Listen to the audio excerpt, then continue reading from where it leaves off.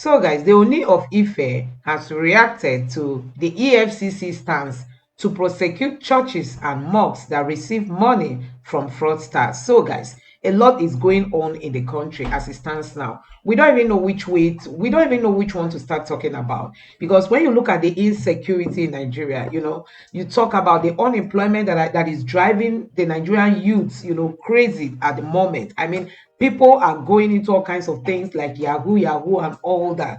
And as it stands now, when they get this money, some of them tend to like give part of it to maybe the congregation or the mosques that they belong to. A whole lot is going on in the country. And the question remains, when are we going to get Nigeria sanitized? When is Nigeria going to be free? When is Nigeria going to appear clean, in the eyes of the international community?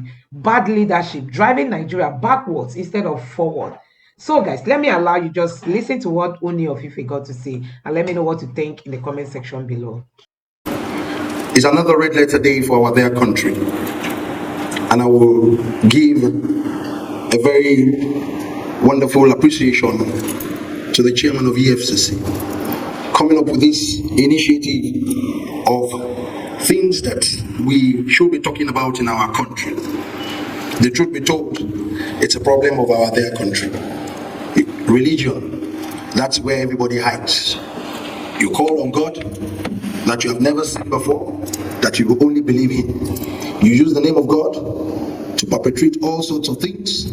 After doing it, you run to churches and mosques and various traditional organizations, and you continue to use the name of supreme being that you have never seen. God is there, we are here. What are we all doing? We are the problems of this country. We are the problems of actually the mirror that we're showing the youth, because they do believe that nobody is there for them. Nobody is standing for them. So why can't they go into so many immoral acts, Yahoo, and all what have you, a lot of cybercrime, because there is a clear disconnect between the leaders and the led. And truth be told, these are things we need to be talking about. For the chairman of EFCC to come out to say prevention is better than cure, it's about time for us to be talking about it. Not only talking the talk and the normal jamboree we do in Nigeria. We're known for that. For the last 60 years we've been talking in this country. What impact have we made? What impact? The truth be told, in this country, we have very bright minds that can turn things around. But let's look at the structure and the system of this country. The structure has a clear flaw, and let us face that flaw. Why should we continue to make governance very, very attractive? Why? We are the one aiding and abetting crime ourselves. Why should you encourage everybody to be the president? It's only one person that will lead us. Why should you encourage everybody to be governors? Why should you continue to create an avenue for all our leaders to be all in all? Lord Almighty, you cannot touch them. The National Assembly leaders, all the senators, all the House of Assembly members, both at the federal level, at the state level. Why? We all look up to them. They come into their various constituencies and they all do so many things. They are like Lord. So an average youth will think that these leaders, for them to be getting away with a lot of things, that means I have to look for a quick way to get to the top as well. So the system is actually blooming and brewing corruption. We need to look inwardly. We need to look inwardly in this country and tell ourselves the truth that we are the architect of our problems. We are. We just keep talking. We haven't faced that fact that we are the problem of this nation. All of us, let us tell ourselves the truth. Let's redesign the fundamental structure of this country. Devolution of powers. Why should we make the president of Nigeria, the governor, presidency so powerful? The EFCC chairman innocently said something here, that he will go after the presidency, he will go after the judiciary, he will go after the legislative arm. I will be praying for you. I will be praying for you. I will pray and fast for you. Some people have been there before you. Let's be truthful. How did they end? They tried to do some certain things. Maybe they're listening to their leaders and their masters that put them there. I will pray for you for a minute. Yorubas will say we need to do more Abu Sari for you. It's not easy. He has spoken very, very wonderfully well that he wants to make a mark. But a lot of people will misread him that you, after putting you there, you want to go after us. When are we going to grow in this country? When we all sit down and talk, there is problem in Nigeria. Maybe the day those youths that we are actually lavishing wealth and trying to oppress them, because yes, they do cybercrime. We have a lot of university vice chancellors here. In fact, those students are richer than lecturers now. Those students, they have drive better cars than lecturers. And those lecturers that are earning so much stipends, they will be looking at them that, how are they doing it? One way or the other, they will fall into corruption. So corruption is everywhere. Don't let us deceive ourselves. Our leaders will so much be successful in private sector. They will gather lots and lots of hundreds of millions to go and do PR for them to get political appointment. What are they going to go and do when they get there? They will steal. That's what they will do. Because the system has made that kind of portfolio and office to be very attractive. So many nations that we can do peer review mechanism with. Let us make laws. Let us review our constitution and let us stop deceiving ourselves. It is very few impact our leaders can make. If we know that we cannot make much impact, we will keep talking. We will keep talking every year and things will continue to get worse. Because the population is growing very rapidly. An average Nigerian now is 20-year-old. 20 years of age, between 18 and 20 years. That's the average Nigerian age now. So what are you going to tell those coming generation? If we continue, if we don't really look inwardly and change the structure, it is clear devolution of powers.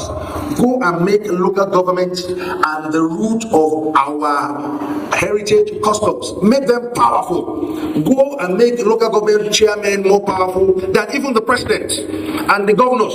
If we don't do this, we are in trouble in Nigeria. We will continue to talk. You will continue to feed fat and continue to bring corruption to the table of our religious leaders.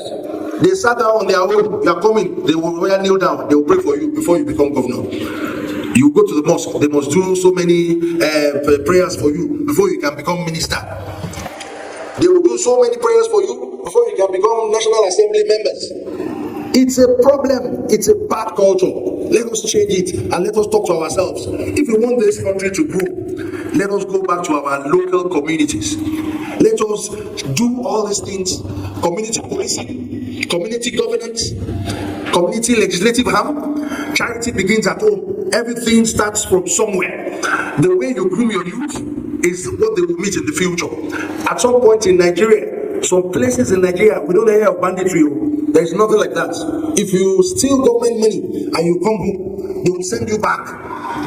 They will send you back just like 30, 40 years ago. They will send you back. At some point in this country, our leaders will give your prison charges 100 years, 80 years, 90 years, like big.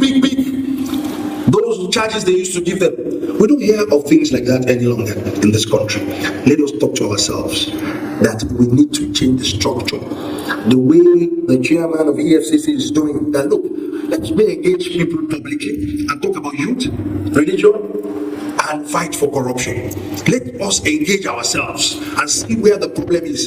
The fundamental problem, I've said it, I will keep saying it any time I have this opportunity. We cannot survive with what we have in Nigeria now. It's not possible. Anybody that says we will survive with it, let that person come out. It's a lie. Even if you are the genius of this world, it's not possible. Let us change the structure of this country. Let us take power, structure, governance back to our doorstep, so that everybody, you can actually reorientate the mindset of youth from that point. You can actually reorientate the mindset of whoever the leader at the top of affairs. And someday you will start to groom that person. But if you say with what we have right now, it's a white lie. Nothing can change. On this note, I want to implore each and every one of us. We all have a stake in this country. It is not only our leaders. For every leadership, there is followers. If you are a follower, do what is right and what is just. If you are a leader, do what is just and right. You are a servant. Stop amassing wealth. What do you want to use it for? You want to continue oppressing people? Someday they will face you.